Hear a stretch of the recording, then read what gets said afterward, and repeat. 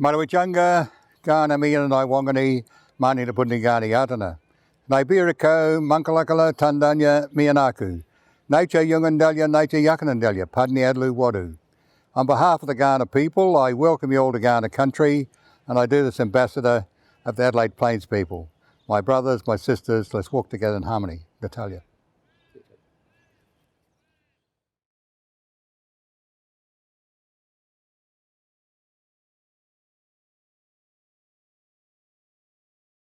On behalf of Flinders University, I'm delighted to announce the inaugural Uncle Lewis Yarluburka O'Brien Public Lecture.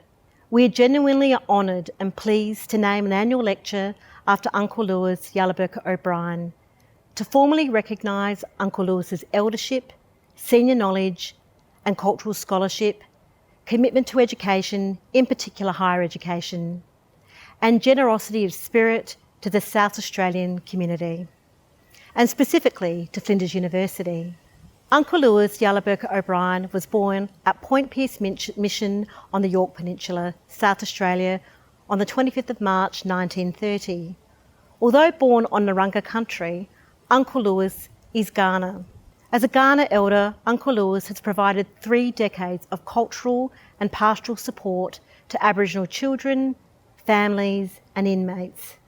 His face-to-face work has been complemented by substantial contributions to scholarly and creative domains, particularly with respect to the maintenance and promotion of Ghana language and culture. His body of work, however, includes significant political and community contributions that range from Aboriginal Advancement League involvement in the 1960s to leading organisations or committees concerned with heritage, arts, sport, reconciliation and all levels of education. His tertiary level contributions have involved Ghana language support at the University of Adelaide, research support at the University of South Australia and student support as a visiting elder at Flinders University. Uncle Lewis's demonstrations of Aboriginal pedagogical modes using the mechanism of string games are well known and mesmerising. University-wide, he's provided input as a Ghana language speaker and offered a Ghana Welcome to Country at Flinders University events. Many staff and students, Aboriginal and non-Aboriginal alike, acknowledge his mentorship and counsel. As a respected elder, he's provided cultural advice and expert knowledge around general matters. Former co-chair of Reconciliation Australia, Professor Tom Calma, will deliver the inaugural Uncle Lewis Yarluburka O'Brien public lecture.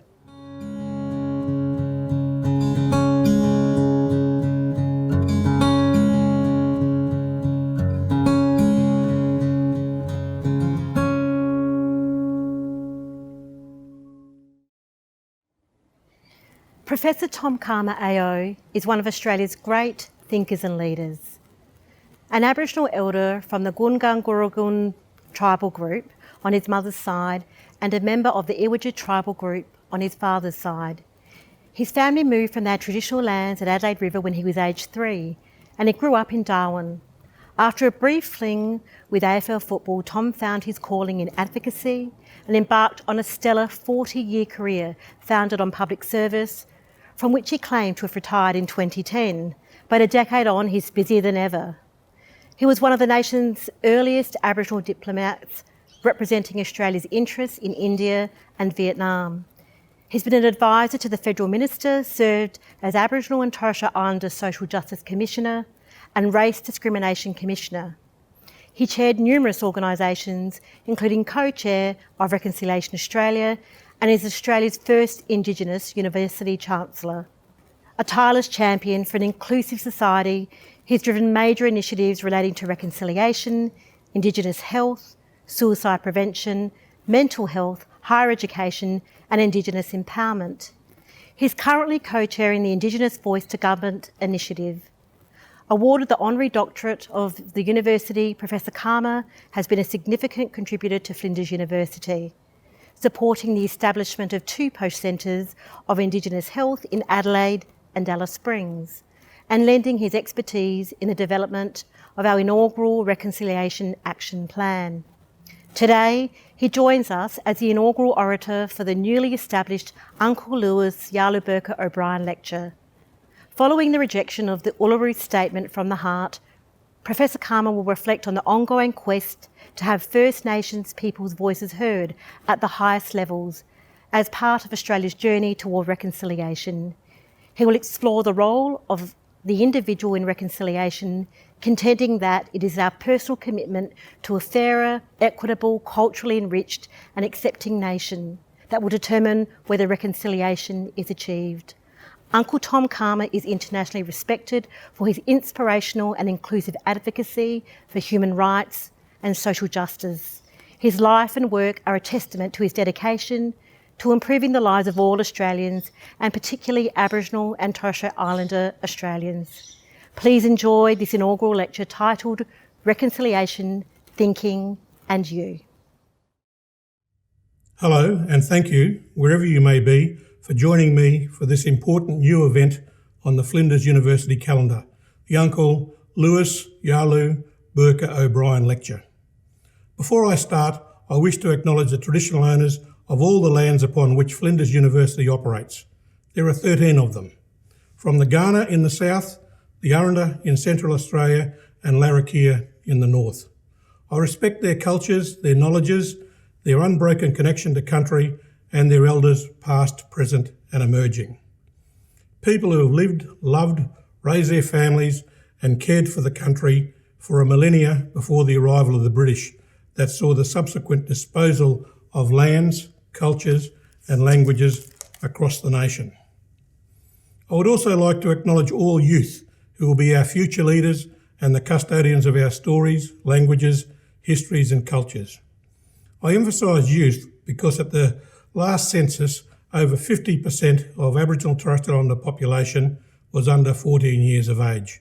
And we in the university sector, youth are one of our major target demographies. Media and commentators too often represent Aboriginal and Torres Strait Islander peoples from a deficit perspective. So today I'll focus on positives, but I won't elude mentioning some of the significant outcomes and challenges facing Aboriginal and Torres Strait Islander peoples.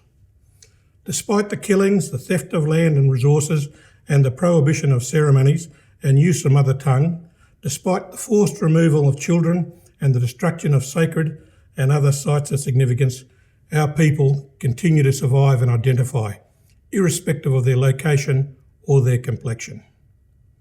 The continued survival of Aboriginal and Torres Strait Islander peoples with distinct identities, languages and cultural practices is unquestionably our greatest triumph.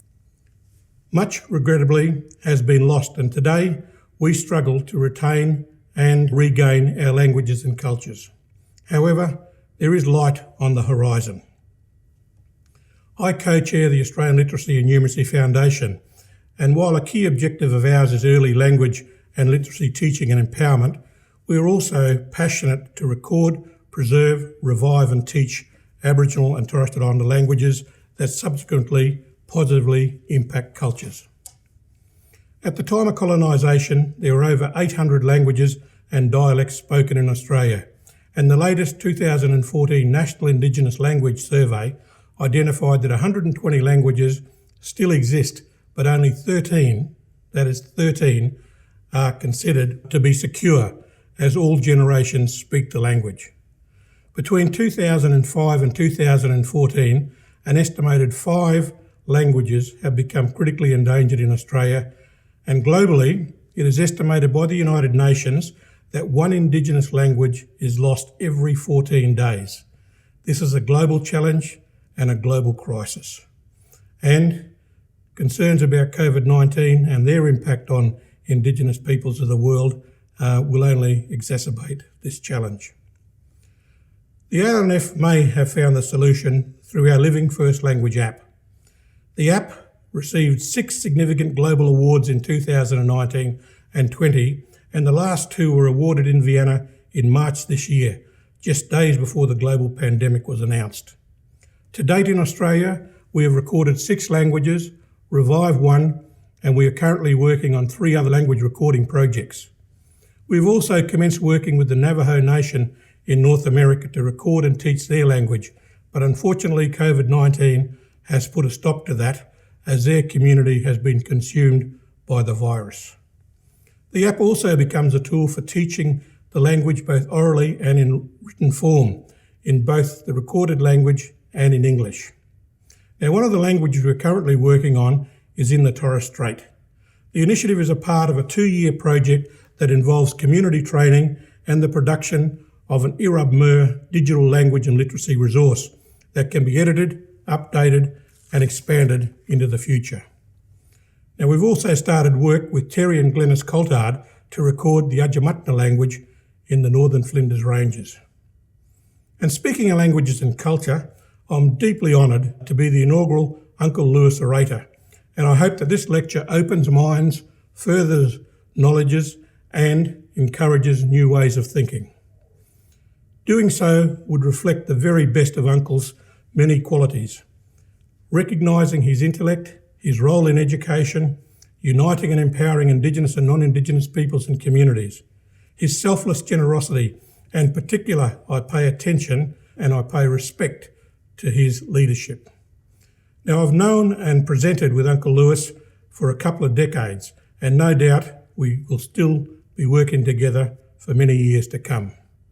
I also feel that it's important to provide some insight into Uncle Lewis and his achievements, noting that in these technologically challenging and advanced times of live streaming, there may be people from around the world joining us who may not be familiar with the man, his life and his legacy. And before I go further, I'm sure the live streaming of this event is a great delight to Uncle Lewis, who is possibly one of the most technologically adept 90-year-olds you could ever come across, and it'll be a pleasure to hear his feedback. In fact, he developed a phrase in his traditional language to describe the computer, maka kandu, which essentially translates as lightning brain. Uncle Lewis is a Kaurna elder whose country is centred on the plains currently inhabited by the City of Adelaide. He had a difficult childhood and was fostered during his teen years. Nevertheless, he had the determination and drive to gain his intermediate certificate and secure a position as an apprentice fitter and machinist before qualifying and joining the Merchant Navy. In the 1960s, he became involved in the Aboriginal Advancement League and numerous other organisations concerned with heritage, arts, sports, reconciliation and education, especially that related to the preservation and promotion of the Kaurna language that he is fluent speaker. At Flinders University, he is a trusted advisor and mentor and has been deeply involved in health education, notably as patron and elder in residence to the Indigenous Preparation for Medicine program, and in providing insights to non-Indigenous students to help them understand the connection between Aboriginal experiences and health outcomes. There is something extraordinary fitting about Uncle Lewis's connection to the university, named for the explorer Matthew Flinders. Flinders was a man of action, spurred by curiosity and a thirst for knowledge. In achieving his circumnavigation of the continent he named Australia, he acknowledged and harnessed the long-held knowledge of traditional owners of the land, demonstrated in his partnership with Bungaree, a Ku-ring-gai man from New South Wales. A noted community leader and powerful identity, Bungaree sailed with Flinders from 1798 to 1803 in his role as interpreter and guide, and was credited by Flinders as a worthy and brave fellow who saved the expedition multiple times. It is possibly one of the earliest instances of reconciliation and stands in stark contrast to the exploits of another British explorer, Captain James Cook, but more on that later. Just as Bungaree offered his knowledge and guidance to Matthew Flinders, so too Uncle Lewis has offered his knowledge and guidance to Flinders University, and the great expression of his cultural generosity has been in his rich contribution to the university's first Reconciliation Action Plan, launched today. I've been personally fortunate to enjoy working closely with Uncle Lewis in his role as a consultant to the development of the Flinders Innovate RAP. It was a process not without a challenge, but as strange as it may sound, we welcome the challenges because the essence of a strong and vibrant plan is one that has been faced with adversity and argument, that has been tested and has been forged in the hot fires of public opinion and politics, so that it emerged durable, distilled to its essence, and certainly of its purpose. It brings me to the theme of this lecture: reconciliation thinking and you. For what is reconciliation? What should it look like? Is it the same everywhere? Who is it for? What purpose should it serve? And how will we know if we've been successful? These big questions for Australian society were also the questions at the heart of the development of the Flinders Reconciliation Action Plan. And in the 12 months or more of consultations, consideration and collaboration, there emerged a fundamental and compelling motive: thought and action. Why? Because considered thought was needed to ensure that reconciliation, that is, the building of strong relationships between non-Indigenous Australians and Aboriginal and Torres Strait Islander peoples for the benefit of all, goes beyond simple words on paper to be a lived and vibrant ethos permeating all we do. It's not a new concept. Reconciliation has been a pebble in the nation's shoe since the moment of colonisation. But it took clearer shape in 1932 when William Cooper formed the Australian Aborigines League to petition for representation in federal parliament. 40 years later, Neville Bonner was elected Australia's first Aboriginal parliamentarian. Clearly, it's not something achieved overnight. Another 40 plus years on, and we haven't achieved it yet. What is searingly apparent is that reconciliation is not something that we can do or be achieved by government decree. Governments cannot force reconciliation, but it can provide the fertile ground for it to germinate and take root. Governments can and should play a leading role in building the nation and also in guiding the nation. And at times it has, such as Prime Minister Paul Keating's landmark Redfern speech. But while governments cannot compel reconciliation, reconciliation can certainly be hampered by a lack of political will and inaction. Reconciliation is the expression of mutual respect and acceptance amongst us, the people, individually and collectively. And that's where reconciliation action plans are important guides and catalysts for lived action. Now, I remember the day we landed in Alice Springs for the first of the Flinders University's extended reconciliation consultations. And not just because it was blissfully warm compared to Adelaide in July. There was an extraordinary energy and expectation when our small delegation of 6 sat down with the rural health team and began teasing out what the RAP needed to embody and to make it meaningful, purposeful and effective. Like our following day's consultations in Darwin, the perspectives and ideas, the suggestions about how engagement should be achieved, even the types of language that should be used differed markedly from that which had emerged from the Adelaide consultations. And that should not be a surprise to us, because if the essence of reconciliation is acceptance, that means accepting it will mean different things to different people and be achieved differently in different places. To illustrate, let me turn to the hope contained in the most recent demands of First Nations peoples for a fundamental change in the relationship between First Nations peoples and other Australians. The demand for a decisive voice in determining our affairs and our future. Prime Minister Morrison last year referred to the government's aspirations for a real partnership with First Nations. He said, "Top-down does not work, only partnerships do." He told that to the federal parliament.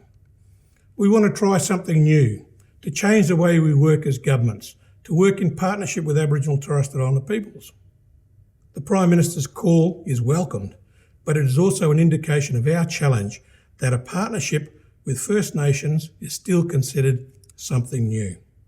232 years since the dispossession began, 119 years since Federation, 53 years after the 1967 referendum, and a full 12 years after the formation of the Council of Australian Governments Closing the Gap strategy, the idea that a partnership with First Nations is something new and innovative is both worrying and disappointing.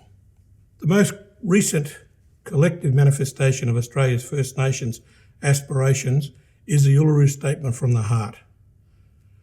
The statement starts with a declaration of First Nations sovereignty.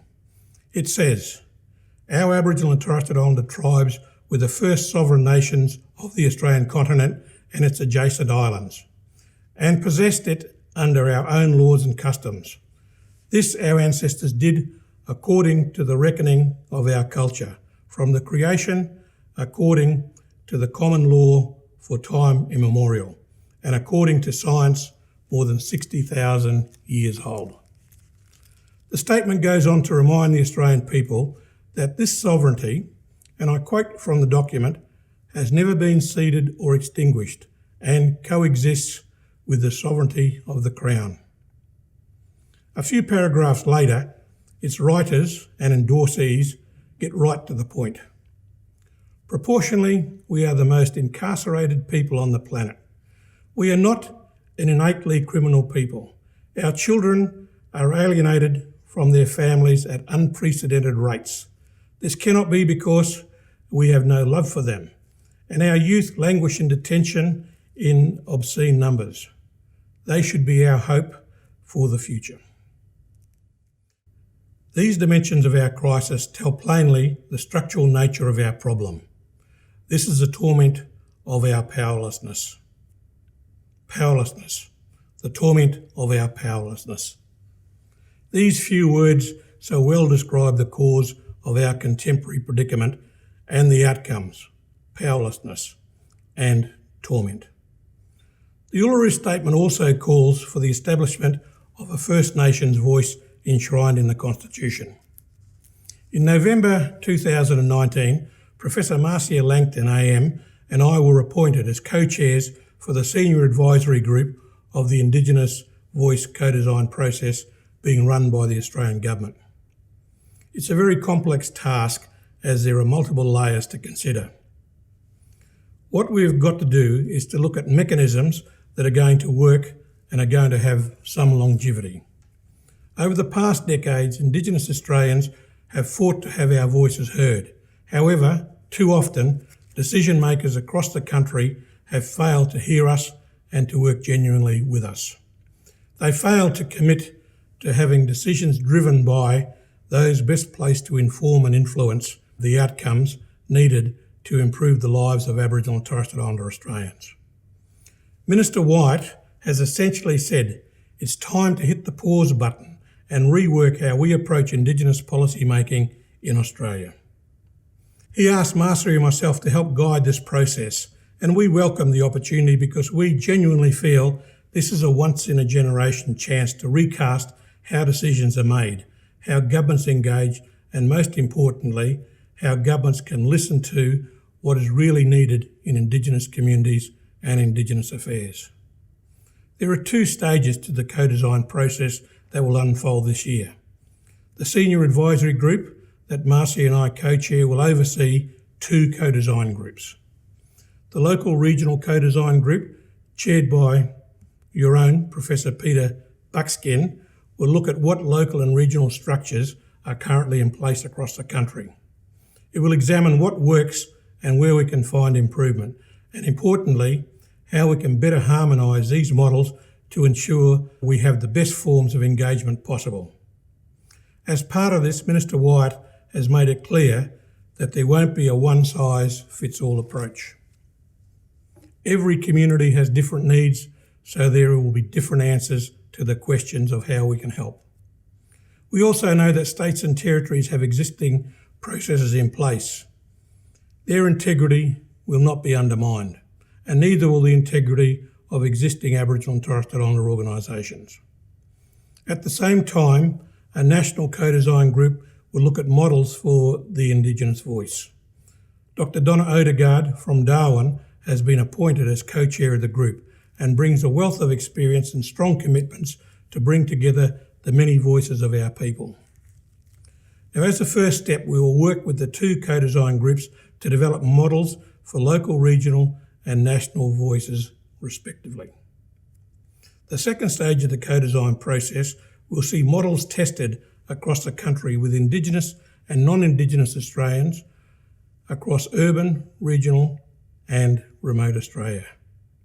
The co-design groups will continue to refine models throughout this process ahead of presenting final recommendations to the government in the first half of 2021. We are committed to presenting Minister White with a range of models to give our peoples a voice to address the needs of Indigenous Australians in relation to employment, education, health, housing, culture and land rights, to name just a few. We don't know what a voice or voices would look like yet, but for the first time we have a coalition government that is acknowledging the need for an Indigenous voice and is committed to working in partnership with Aboriginal and Torres Strait Islander peoples to give us that voice through a process of genuine co-design. Now, the critics who deride this process haven't even given it an opportunity to work. This is their opportunity to work constructively with those of us who have toiled for decades to improve the lives of Indigenous peoples. If we do not collectively grasp this opportunity, it may not come around again for a long time. We must focus on common ground, the need to finally work together and put behind us decades of underachievement in Indigenous policy making. The opportunities for a voice is now. We're prepared to lend ours to the process and encourage everybody to join with theirs. We can be united together for all Australians and a better future for the generations of Indigenous Australians to come. Now, I encourage Aboriginal and Torres Strait Islander people and communities to focus on the here and now, securing a future voice for our children and their children that affords the same opportunities and expectations as their non-Indigenous counterparts is the ultimate goal. Let's not wait another 10 years or 100 years. Let's continue this now. Help us, engage with us, and let's create a future together. The us I talk about are all Australians, as we all have to take this journey together, as we all have a stake in the game.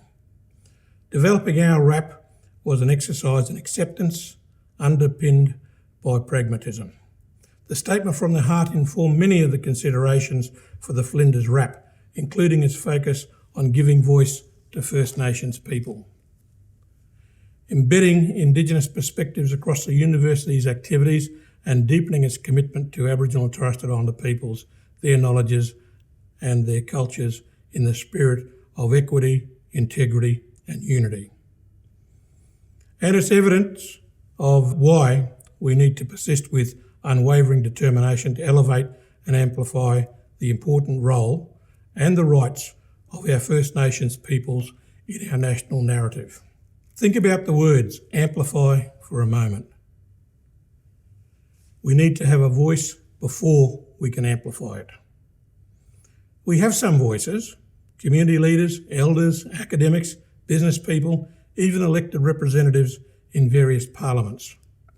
But we don't have a presence or a voice in our defining document of our nationhood, the Constitution. We are currently celebrating National Reconciliation Week, and May the 28th marked the 20th anniversary of the Bridge Walks, when over 300,000 people crossed the Sydney Harbour Bridge and thousands more walked across bridges elsewhere in support of reconciliation. We still have not arrived. And that brings me to Captain James Cook. I mentioned him earlier and said I'd get back to him. It involves another anniversary, this one 250 years. Since the earliest time, there's been a predominant narrative in history, our history, that Cook came and found us, that we were somehow non-existent until we were discovered.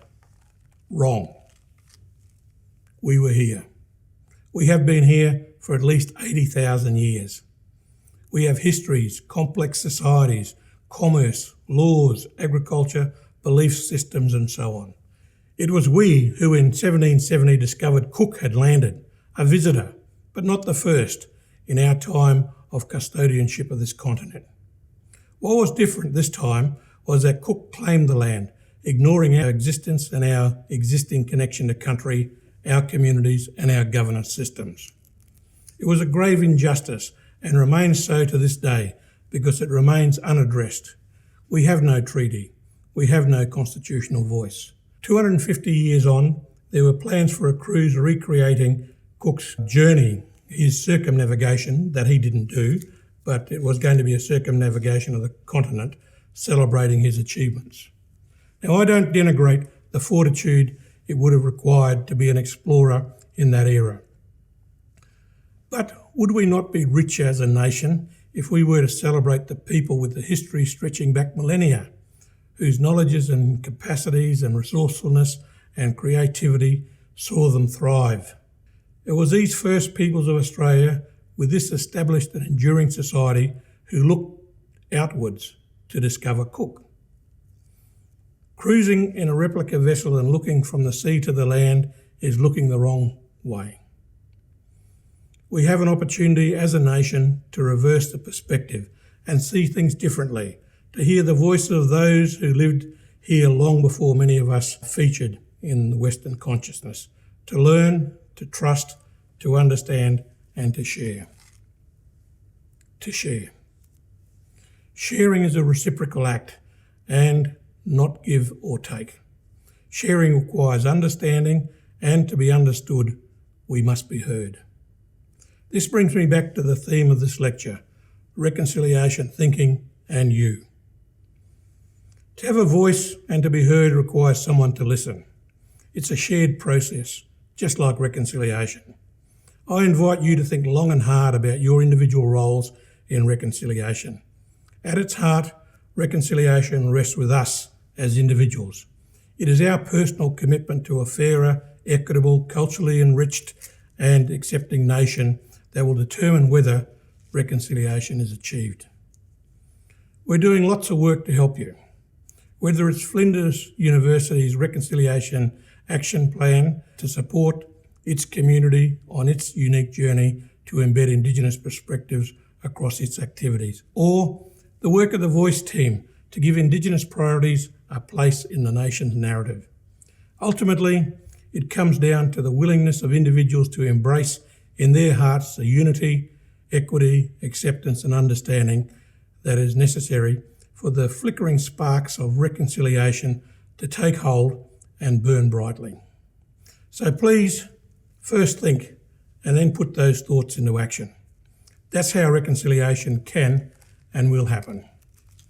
And finally, a big thank you to Uncle Lewis Yarluburka O'Brien.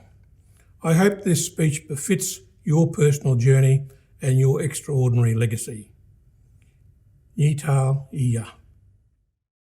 On behalf of Flinders University, I would like to thank Uncle Tom Calma for delivering, which will no doubt be marked as a landmark lecture in the Uncle Lewis Yarluburka O'Brien series and a seminal speech in Flinders University's reconciliation journey. I once more acknowledge and thank Uncle Lewis for allowing us the honour of presenting his oration in his name. Finally, I thank you, the viewer, for joining us on this important step in our journey towards embedding Indigenous perspectives across our activities and deepening our commitment to First Nations peoples and their knowledges and cultures in a spirit of equity, integrity and unity. To learn more about our Reconciliation Action Plan, please visit flinders.edu.au/RAP. Thank you, stay safe and good evening.